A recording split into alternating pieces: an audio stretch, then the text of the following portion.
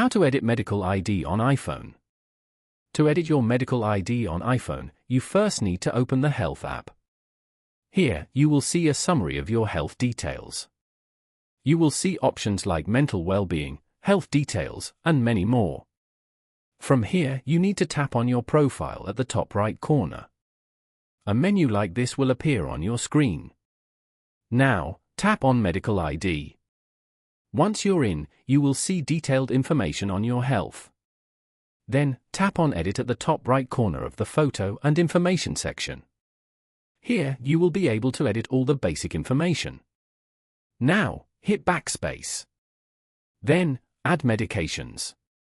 Once you finish adding medications, tap on Done at the top right corner.